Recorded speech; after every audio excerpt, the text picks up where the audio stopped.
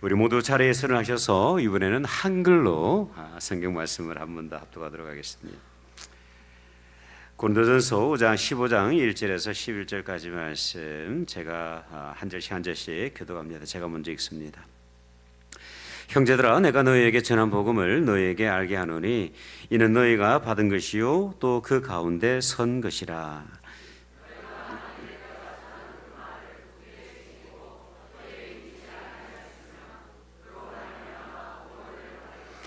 내가 받은 것을 먼저 너희에게 전하였노니 이는 성경대로 그리스도께서 우리 죄를 위하여 죽으시고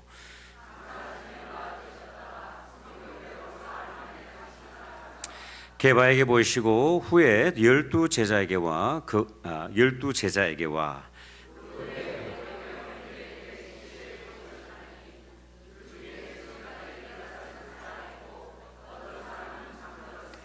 그 후에 야고보에게 보이셨으며 그 후에 모든 사도에게와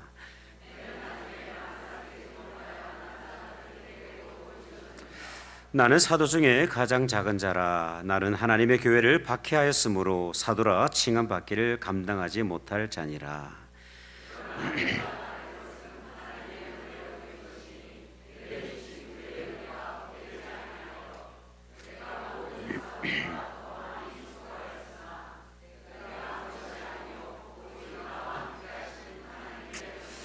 합독합니다. 그러므로 나나 그들이나 이같이 전파하며 너희도 이같이 믿었느니라. 아멘. 자리에 앉으시겠습니다. 예전에 한국에서 이렇게 방영이 되었던 프로그램 가운데 우정의 무대라는 프로그램이 있었습니다. 아마 여러분들도 기억하시는 분들이 계시리라 생각이 되어지는데 국민 MC였던 이상용 씨가 사회를 보셨는데요. 이 프로그램은 어떤 프로그램이냐면 부대를 방문을 해서 장병들을 위로하고 격려하는 그런 프로그램이었어요. 근데 그 프로그램 안에 아주 특별한 이벤트가 있었는데 그것이 뭐냐면 어머니 한 분을 무대 뒤에 딱 모셔다 놓고 장병들에게 그 어머니의 목소리를 들려주는 거예요. 그리고는 사회자가 이렇게 이야기를 합니다. 이분이 여러분의 어머니라고 생각하시는 장병들은 앞으로 나오십시오. 그러면요, 여러분 수십 명의 장병들이 무대 위로 막 쫓아 올라와요. 그리고는 이야기를 합니다. 뒤에 계신 분은 저의 어머니가 확실합니다. 다들 확실하대. 그냥 다들 확실하대. 네. 이렇게 모든 인터뷰가 끝나고 나면 무대 뒤에 계시던 어머니가 한 걸음 한 걸음 걸어 나오십니다. 그리고 이런 음악이 흘러나와요. 엄마가 보고플 때 엄마 사진 꺼내놓고 엄마 얼굴 보고 나면 눈물이 납니다. 그런 음악이 흘러나와요. 그러면요 모든 장병들이 눈물 바다가 됩니다. 어머니를 만난 군인도 울고 만나지 못한 장병들도 울고 그렇게 프로그램이 기억이 납니다. 여러분, 우리가 고난주간을 뒤로하고 이 부활주를 맞이하는 오늘 이 아침에 저와 여러분이 다시 한번 분명하게 확인해야 될 것이 있다고 생각이 되어집니다. 그것은 뭐냐면 우리가 믿는 그 예수 그리스도의 부활이 정말 진실한가라는 질문이에요. 만약 예수 그리스도의 부활에 대해서 단 1%의 허구가 있다고 한다면 1%의 조작된 것이 있다고 한다면 저와 여러분의 믿음은요 헛것이기 때문에 그래요. 우리의 믿음뿐만 아니라 우리의 예배도 헛거예요. 헛수고예요. 우리의 기도도 헛된 것이고요. 우리의 헌신도 헛된 것이고 저와 여러분의 청춘도 헛된 것입니다. 아마도 예수님의 부활이 거짓이라고 한다면 제가 가장 불쌍한 인생이 아닐까 생각이 되어져요. 여러분, 제가 얼마나 많은 장례 예배를 인도했습니까? 제가 계산을 해보니까 우리 교회 와서 교회 내부적으로나 외부적으로 장례식을 인도한 것이 총 19번입니다. 그 장례 예배를 인도하면서 죽음으로 인해 눈물을 흘리며 슬퍼하는 유가족들에게 늘 전했던 말씀이 있는데요. 그것이 뭐냐면 천국의 확신과 부활의 소망이었어요. 이 부활의 메시지를 들으면서 그 유가족들은요 눈물을 훔치면서 소망을 품고 오늘을 살아가고 있습니다. 그런데 이 예수님의 부활이 거짓이라고 한다면 저는 어떻게 되겠습니까? 사기꾼 중에 사기꾼 아니겠습니까? 사람들에게 정말 몰매를 맞아도 할 말이 없는 사람들이 목사 아니겠습니까? 그죠? 근데 여러분, 사도 바울은 오늘 고린도 교회를 향해서 이렇게 선을 하고 있습니다. 17절부터 20절 말씀 오늘 우리 다 같이 한번 읽어봅시다. 시작. 그리스도께서 다시 살아나신 일이 없으면 너희 믿음도 헛되고 너희가 여전히 죄 가운데 있을 것이요. 또한 그리스도 안에서 잠자는 자도 망하였으니 만일 그리스도 안에서 우리가 바라는 것이 다만 이 세상의 삶뿐이면 모든 사람 가운데 우리가 더욱 불쌍한 자이리라. 그러나 이제 그리스도께서 죽은 자 가운데서 다시 살아나사 잠자는 자들의 첫 열매가 되셨도다. 아멘. 그렇다면 여러분, 과연 이 예수 그리스도의 부활에는 어떠한 근거가 있을까요? 단순히 우리가 예수님께서 부활하셨다고 하니까 그 누군가의 주장을 통해서 내가 부활을 믿고 있는 것은 아닙니까? 어디선가 들려온 소식을 듣고 우리의 삶을, 우리의 믿음을 어떻게 맡길 수가 있겠습니까? 여러분, 보다 확실한 증거들이 우리 가운데 필요하지 않겠습니까? 여러분, 부활에 대한 분명한 믿음이 없으면요, 우리의 믿음은 늘 흔들려요. 그러지 않겠습니까? 성장하지를 못해요. 이런 우리에게 성경은 예수 그리스도의 부활이 확실하다는 사실을 몇 가지 근거로 우리에게 말씀을 하고 있어요. 첫 번째는 부활의 역사성입니다. 여러분, 이 부활의 역사성이란 예수 그리스도의 부활이 어느 날 순간 갑자기 만들어진 우연 가운데 전개된 사건이 아니라 성경을 통해서 이미 예언되고 역사적인 근거를 가지고 있다는 그런 의미예요. 여러분, 오늘 본문 3절과 4절의 말씀을 한번 보세요. 내가 받은 것을 먼저 너에게 전하였노니 이는 성경대로 그리스도께서 우리를 죄를 위하여 죽으시고 장사 지낸 바 되셨다가 성경대로 사흘 만에 다시 살아나셨다 기록을 하죠. 여러분, 우리가 주목해야 될 표현이 하나가 있는데 그것이 뭐냐면 성경대로라는 표현이에요. According to the scriptures. 성경의 말씀대로, 성경의 예언대로 죽으셨고 성경의 예언대로 주님께서 부활하셨다는 말씀이에요. 여러분, 예수 그리스도의 이 고난과 죽음과 부활은요, 구약 성경부터 지속적으로 일관성 있게 예언된 사건입니다. 먼저 예수 그리스도의 고난에 대해서 우리가 한번 살펴보도록 하죠. 지난주에 우리가 나누었던 말씀 우리 함께 읽어보기를 원하는데요, 이사야 53장 4절에서 6절 한번 읽어봅시다. 시작. 그는 실로 우리의 질고를 지고 우리의 슬픔을 당하였거늘 우리는 생각하기를 그는 징벌을 받아 하나님께 맞으며 고난을 당한다 하였노라. 그가 찔림은 우리의 허물 때문이요 그가 상함은 우리의 죄악 때문이라. 그가 징계를 받음으로 우리는 평화를 누리고 그가 채찍에 맞음으로 우리는 나음을 받았도다. 우리는 다 양 같아서 그릇 행하여 각기 제 길로 갔거늘 여호와께서는 우리 모두의 죄악을 그에게 담당시키셨도다. 아멘. 여러분은 말씀을 읽으시면서 누구를 떠올리셨습니까? 네. 다른 분이 생각나시면 안 돼요. 네. 예수님께서는 성경의 예언대로 우리의 모든 죄를 지시고 어린 양의 모습으로 고난의 종으로 십자가를 지셨습니다. 이제 예수 그리스도의 부활에 대해서 성경은 어떻게 기록하고 있는지 한번 살펴보도록 하죠. 제가 잠시 후에 읽게 될 이 시편 16편의 말씀은 어떤 별명을 가지고 있냐면 메시아닉 사움스라는 별명을 가지고 있어요. 메시아적인 시편, 메시아의 예언에 대한 어떤 그런 예언을 하고 있다라는 의미를 가지고 있는데요, 이 다윗은요 시편 16편 10절에서 11절을 통해서 이렇게 노래합니다. 이는 주께서 내 영혼을 소홀히 버리지 아니하시며 주의 거룩한 자를 멸망시키지 않으실 것임이니이다. 주께서 생명의 길을 내게 보이시리니 주의 앞에는 충만한 기쁨이 있고 주의 오른쪽에는 영원한 즐거움이 있나이다. 여러분, 이 시편은요 예수 그리스도의 부활에 관한 예언인데, 근데 여러분 이 말씀 그 자체로는 부활에 대한 예언의 말씀이 분명하게 클리어하게 드러나진 않아요.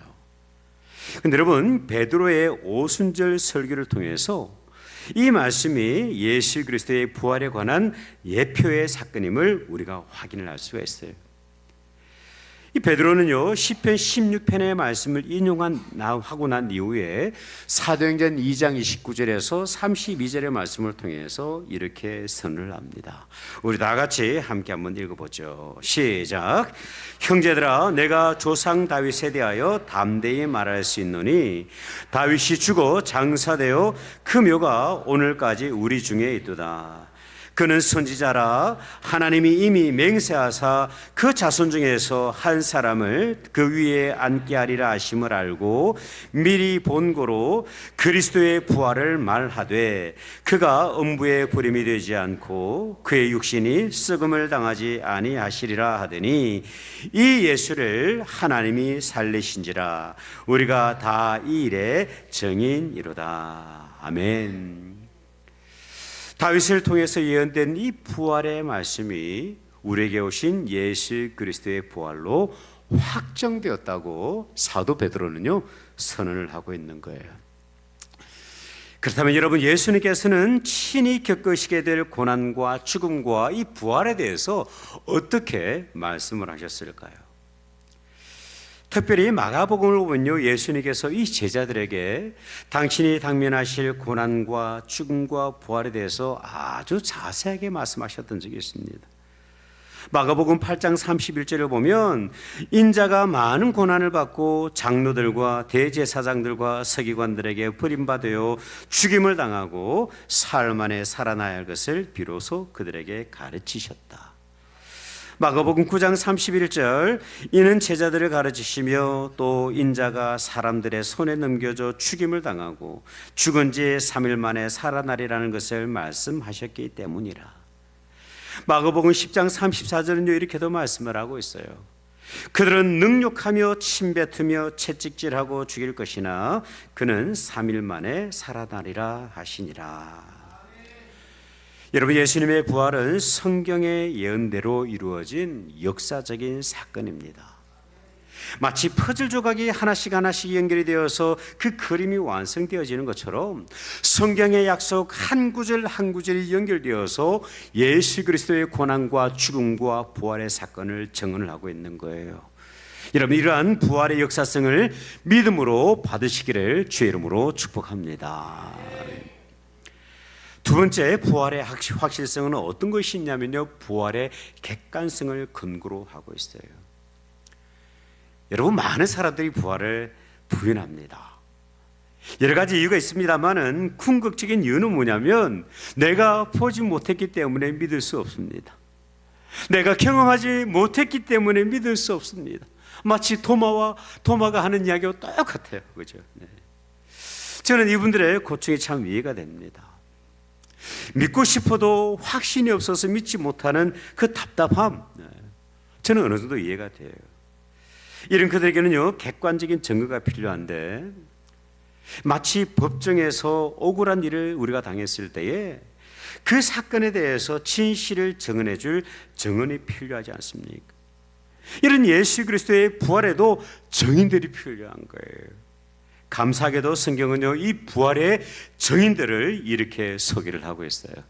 우리 다 같이 5절에서 7절의 말씀을 함께 한번 읽어봅시다. 시작. 게바에게 보시고 후에 12 제자에게와 그 후에 500여 형제에게 일시에 보이셨나니 그 중에 지금까지 대다수는 살아있고 어떤 사람은 잠들었으며 그 후에 야고보에게 보이셨으며. 아멘. 여러분, 부활의 첫 번째 증인은 누구냐면 베드로예요. 여러분, 본문에서 증인으로 언급된 이 게바, 베드로가 여러분 어떤 인물입니까? 예수님을 가장 가까이서 동행했던 인물이에요. 다른 사람들이 다 주를 부인하고 떠난다 할지라도 나만큼은 주님 곁에 남아서 주님과 동행하겠습니다라고 정말 주님을 부인하지 않겠다고 찰떡같이 약속했던 인물이에요. 그런데 예수님께서 고난당하시고 십자가를 지시고 비아돌로로사 그 골고다 언덕 십자가 언덕을 오르실 때에 배신자가 되어서 도망을 쳤던 인물입니다. 왜 그럴까요? 베드로는요, 예수님이 그리스도 메시아이신 것을 믿지 않았던 거예요. 믿지 않았어요. 동행하고 있었지만, 함께 길을 걸어가고 있었지만 그분이 살아계신 하나님이심을 온전히 믿지 못했던 거예요. 그런데 이번 참 놀라운 사실은 뭐냐면, 부활하신 주님께서 이 베드로를 만나 주셨어요. 그것이 바로 갈릴리 바다 아닙니까? 이 만남을 통해서 베드로가요 변화가 됩니다. 예수님이 참으로 살아계신 하나님의 아들, 부활하신 예수 그리스도이심을 참으로 믿게 되고 발견하게 되죠. 또 다른 부활의 증인들이 있어요. 부활하신 주님은 이 12 제자들을 만나 주십니다. 여러분, 요한복음을 보면요 참 재밌는 장면이 있습니다. 예수님께서 십자가에 운명하시고 난 이후에 이 제자들이 어떤 상황에 빠지게 되냐면 두려움과 공포 가운데 사로잡혀요. 왜 두려움과 공포 가운데 빠졌을까요? 그들에게는요 죽음에 대한 두려움이 있는 거예요. 혹시라도 내가 예수님을 따랐다는 이유로 자신들도 체포되고 예수님처럼 십자가에서 죽으면 어떻게 될 것인가 하는 그런 기박힌 두려움들이 막 찾아오고 있는 거예요. 근데 여러분, 부활하신 예수님께서 이 연약하고도 비급한 제자들을 친히 만나 주시는데요, 그 장면을 성경은요 이렇게 기록을 하고 있어요. 요한복음 20장 19절에서 20절의 말씀을 보세요. 이날 곧 안식 후 첫날, 다시 말하면 예수님께서 부활하신 그날 저녁 때에 제자들이 유대인들을 두려워하여서 모인 곳의 문들을 모두 닫았더니, 유대인들이 두려운 거예요. 혹시라도 잡아올까 봐. 근데 여러분, 예수님께서 오사 가운데 서서 이르시되 너희에게 평강이 있을지어다. 이 말씀을 하시고 손과 옆구리를 보이시니 제자들이 주를 보고 기뻐하였다 기록을 합니다. 예수님께서는 제자들을 참 책망하지 않으셨어요. 얼마나 감사합니까? 따뜻한 미소와 사랑으로 그들을 품어주셨어요. 여러분, 그들 가운데, 그 제자들 가운데는 아주 고약한 사람이 한 사람이 있었습니다. 누굽니까? 토마예요. 타마스. 저는 종종 미국 분들 이름 가운데 타마스라는 이름을 쓰시는 분들이 계시는데 왜 그런 이름을 쓰셨나 조금 이렇게 질문이 될 때가 있어요. 네.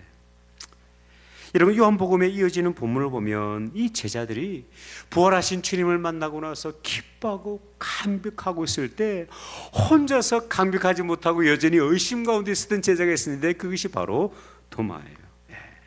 이 도마가 어떻게 이야기를 하냐면, 내가 그분의 손에 못자국을 넣어보고 내 손가락을 그 못자국에 넣어서 내 손을 그 옆구리에 넣어보지 않고서는 나는 믿지 못한다. 저는요 도마가 참 마음에 들어요. 사실은 대충 믿지 않아요. 내가 정말 그분의 손 옆구리에 난 그 창자국에 내가 손가락을 깊숙이 넣어보고 나서 그분이 정말 부활하신 주님이심을 내가 정말 경험하고 싶다. 만약에 그렇지 않는다면, 부활하신 주님을 만나보지 못한다면 나는 믿지 못한다. 그렇게 고백을 하고 있는 것이죠. 여러분, 예수님께서도 이 도마를 책망하지 않으세요. 그리고 그 도마에게 이렇게 말씀을 하십니다. 요한복음 20장 26절에서 29절의 말씀, 우리 다 같이 함께 한번 읽어봅시다. 시작. 8회를 지나서 제자들이 다시 집 안에 있을 때에 도마도 함께 있고 문들이 닫혔는데 예수께서 오사 가운데 서서 이르시되 너희에게 평강이 있을지어다 하시고 도마에게 이르시되 내 손가락을 이리 내밀어 내 손을 보고 내 손을 내밀어 내 옆구리에 넣어보라. 그리하여 믿음 없는 자가 되지 말고 믿는 자가 되라. 도마가 대답하여 이르되 나의 주님이시요 나의 하나님이시니이다. 예수께서 이르시되 너는 나를 본 거로 믿느냐? 보지 못하고 믿는 자들은 복되도다 하시니라. 아멘. 여러분, 도마뿐만이 아니죠. 바울은 부활하신 주님이 500여 형제에게도 일시에 보이셨다 그렇게 증언을 하고 있습니다. 그들 가운데 소수의 사람은 이미 죽었지만 절대 다수는 지금도 여전히 이 성경이 기록되고 있던 그 당시에도, 고린도전서가 기록되고 있던 그 당시에도 지금도 여전히 살아있다고 증언을 하고 있어요. 그들 가운데 소수는 정말 잠이 들어있지만 아직도 많은 사람들이 그 부활하신 주님을 만나고 여전히 증언을 하고 있다고 이야기를 하고 있어요. 여러분, 만약 예수님의 부활이 초작된 사건이라고 한다면 그들 가운데 한 사람 정도는 커밍아웃 하지 않으셨겠습니까? 여러분, 사람의 말이 얼마나 빨라요. 진짜 빨라요. 좋은 건요 안 빠른데 안 좋은 건 그냥 빛의 속도로 나가지 않습니까? 그렇지 않아요? 예수님의 부활이 거짓이고 1%에 초작되었다는 것을 그들 스스로 초작을 해놓고 나서 약간 나중에 미안한 마음이 있다고 한다면 분명히 누군가는 커밍아웃을 했을 거예요. 그런데 이 고린도전서가 기록될 때까지 그 누구도 부인하지 않아요. 그리고 이 부활의 복음을 증언하고 있었던 것이죠. 뿐만 아니라 오늘 본문을 보면요, 부활의 또 다른 증인들이 있는데 부활하신 예수님께서 야고보에게도 보이셨다 기록을 합니다. 여러분, 여기서 야고보가 누구일까요? 알페오의 아들 야고보입니까? 아니면 사도 요한의 형제인 야고보일까요? 아니에요. 예수님의 형제 야고보입니다. 한때 이 야고보는요, 예수님을 미친 사람으로 생각했던 적이 있어요. 마가복음 3장을 보면 예수가 미쳤다는 소식을 듣고 이 형제를 구하기 위해서 이 야고보가 예수님 앞에 나가는 장면을 바라봅니다. 근데 여러분, 이런 야고보가 부활하신 주님을 만났어요. 부활하신 예수님을 만났습니다. 그리고 참으로 회개했습니다. 그리고 초대 예루살렘 교회의 정말 영적인 지도자가 되었어요. 그리고 훗날 하나님의 말씀인 이 성경 야고보서를 기록하는 하나님의 놀라운 은혜를 입게 되지 않습니까? 놀라운 은혜예요. 뿐만 아니에요. 서신을 기록을 하고 있는 사도 바울은요, 자신이 부활하신 예수님을 만났다 친히 고백을 합니다. 8절을 보니까 이렇게 기록이 됩니다. 그 후에 모든 사도에게와 맨 나중에 만삭되지 못하여 난 자 같은 내게도 보이셨다. 아멘. 여러분, 바울은요 철저한 인물이에요. 논리적인 인물 아닙니까? 메시아로 오신 그 예수님을 부인할 뿐만 아니라 그분을 믿는 많은 그리스도인들을 처형하기 위해서 목숨을 걸었던 인물이에요. 이런 그가 부활하신 주님을 만나게 됩니다. 그리고 그 주님을 만나고 난 이후에 그의 전생애가 바뀌었어요. 박해자에서 그리스도를 전하는 전도자로 바뀌어 버린 것입니다. 제가 교회를 섬기면서 자주 듣는 말이 있어요. 목사님, 사람은 안 바뀝니다. 목사님, 기대하지 마십시오. 기대가 크면 클수록 실망도 큽니다. 성도들, 목사님 안 바뀝니다. 그런 이야기 하세요. 근데 여러분, 저는 정말 믿는 것이 하나가 있는데 그게 뭐냐면 복음은 사람을 변화시킵니다. 여러분, 바울을 한번 보십시오. 베드로를 보세요. 야고보를 보세요. 도마를 보세요. 제자들을 한번 보십시오. 우리 교회 안에도요, 예수를 믿고 정말 드라마틱하게 변한 사람들이 얼마나 많은지 몰라요.